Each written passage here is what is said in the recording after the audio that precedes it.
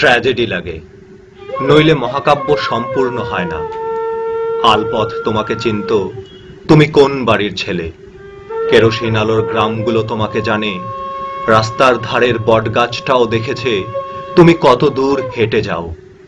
নদী পাড়ের মানুষের গোচরীভূত তোমার নৌকা সাঁতার কেটে এগিয়ে চলে নদীমাতৃক ইতিহাসের প্রতিটি বাঁকে, প্রতিটি পৃষ্ঠায়।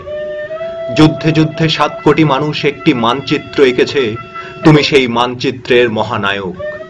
সংগ্রামে তোমার পাঁজর ভেঙেছে অনেক, তুমি ঠিকই উঠে দাঁড়িয়েছ।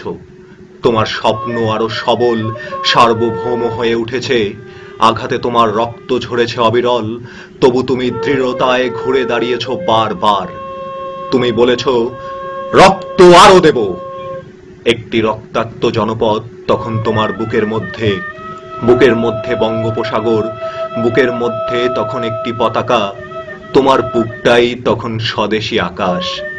ইতিহাস নিজেই তখন তোমাকে গভীর পর্যবেক্ষণ করছে। মহাকাব্য রচনা করে মানুষ, ঘরে ঘরে উচ্চারিত লোককথাই মহাকাব্য হয়ে যায়। কিন্তু ট্র্যাজেডি ছাড়া তো মহাকাব্য সম্পূর্ণ হয় না। সেই ট্র্যাজেডির জন্য তুমি ঢেলে দিলে তোমার সবটুকু রক্ত। তবে কি আমি ধরে নেব মুক্তিযুদ্ধের সর্বশেষ শহীদ তুমি, তোমার পরিবার?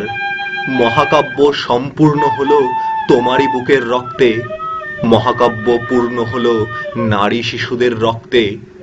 তোমার অনুপস্থিতির তীব্রতাই এক চরম ট্র্যাজেডি, এবং ট্র্যাজেডি ছাড়া মহাকাব্য সম্পূর্ণ হয় না।